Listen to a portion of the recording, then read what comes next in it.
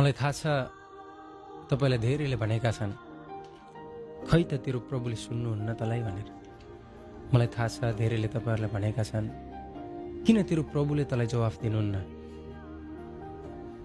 किन तेरो आर्थिक बदलिएको छैन, किन तेरो स्वास्थ्य बदलिएको छैन, किन तेरो परिवारमा आशिष छैन, खै त तेरो प्रभु।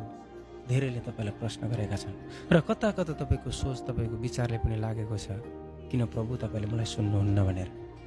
तपाईँलाई लागेको छ, किन प्रभु तपाईँले मलाई देख्नुहुन्न भनेर। म तपाईँलाई एउटा कुरा भनौँ, एकजना राजाले आफ्ना 3टा छोरालाई पहाडको टुप्पामा रहेको एउटा बोटमा चाहिँ फल लिएर आउनलाई पठाउनु भएछ। अनि एउटा छोरालाई चाहिँ पहिलो महिनामा पठाउनु भएछ। त्यो छोरा गएछ, त्यो छोराले गएर हेरेछ, त्यो हेर्दाखेरि त्योमा रुख मात्र थियो, न त्यसमा पात थिए, न त्यसमा पालुवा, न त्यसमा फल, अनि त्यो झर्केर आयो है। अनि तर राजाले के भनेका थिए भने, तर त्यहाँ जाऊ अनि आऊ मात्रै, अहिले केही पनि नबोल्नु, अनि म सही समयमा तिमीहरूलाई बोलाउँछु भन्नुभएछ। अनि दोस्रो पटक अर्को व्यक्ति गएछ, उहाँको दोस्रो छोरा, अनि त्यसले गएछ, त्यहाँ चाहिँ पालुवा पलाएका, त्यसपछि हरिया पातहरू देखेछ, अनि त्यसले हेरेछ अनि फर्केछ। अनि केही समयपछि फेरि तेस्रो छोरालाई पठाउनु भएछ। तेस्रो छोराले चाहिँ हरिया पातहरूको बिचमा कस्ता राम्रा लटरम्म परेका फलहरू लिएर आएछ है, फलहरू देखेछ अनि लिएर आएछ।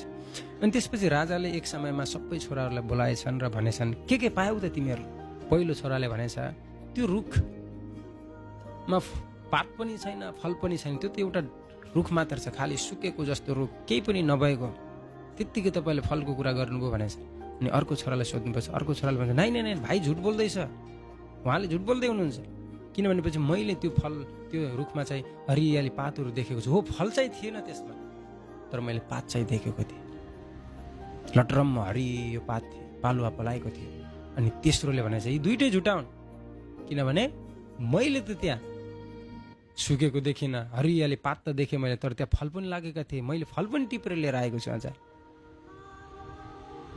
अनि तिनैजना एक आपसमा बात गर्न आएछन्, म साँचो भनेर। मेरो मण्डली परिवार त्यहाँ 3टै साँचो थिए, तर 3टै फरक समयमा हेर्दै थिए है। त्यही भएर आज धेरैले तपाईँलाई केवल डालीमा मात्र देखेका छन्, तर बाइबलले भन्छ उहाँले आफ्नो समयमा आफ्नो ऋतुमा फल दिनुहुन्छ। चिन्ता नलिनुहोस्, आज तपाईँको रुख, तपाईँको जीवनमा पात नहोला, फल नहोला, यसको अर्थ कहिले फल लाग्दैन भन्ने कुरा होइन नि। प्रभुको समयसम्म पर्खिनुहोस्। मानिसहरूले अहिले फल देखेका छैनन् भन्न दिनुहोस्, तिनीहरूको आवाजले नसुन्नुहोस्, तर सही समयमा प्रभुले तपाईँलाई फलवन्त बनाउनुहुन्छ। मेरो मण्डली परिवार, बाइबलले के भन्छ, यदि तिमी ममा रह्यो भने तिमीहरूले फल फलाउँछौ। सही समयमा प्रभुले तपाईँ र मलाई फल दिनुहुन्छ।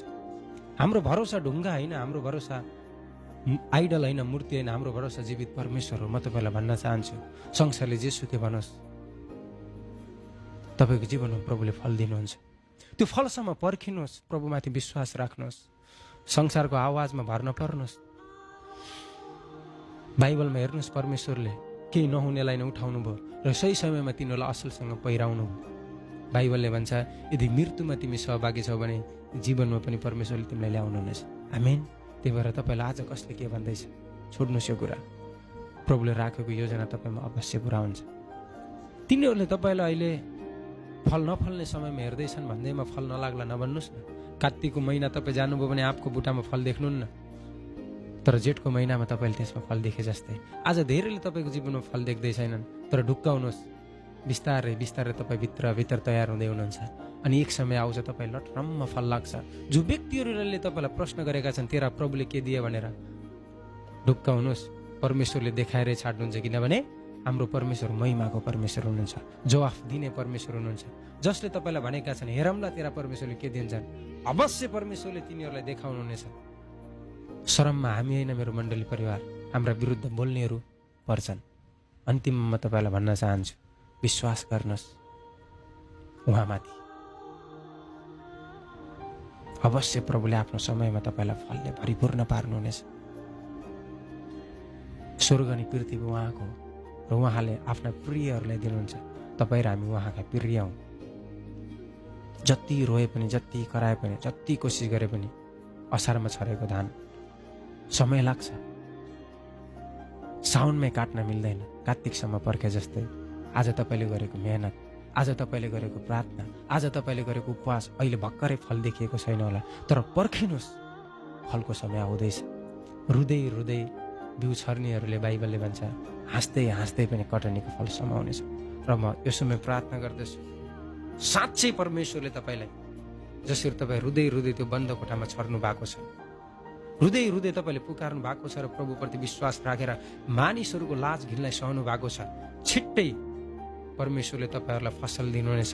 जसले तपाईँलाई हेरौँला भनेका छन् तिनीहरूले तपाईँलाई आशिषमा देख्नेछन्। र जो व्यक्तिहरूले तपाईँलाई घटीमा पर्दाखेरि तपाईँलाई मूल्यवान ठानेनन् र तपाईँले माग्दै गर्दाखेरि तिनीहरूले हात पसारेनन्, ती व्यक्तिहरूको खाँचो तपाईँहरूले पुरा गर्नुहुनेछ। येशूको नाउँमा म यो वचन तपाईँहरूको जीवनमा भविष्यवाणी घोषणा गर्दछु, प्रभु येशूको नाउँमा, आमेन। त्यसैले गर्दा मेरो मण्डली परिवार विश्वास राख्नुहोस्, प्रभुको समय तपाईँको जीवनमा आउँदैछ। तपाईँकै साथी नातानेल छोटो वचनको साथमा तपाईँहरूको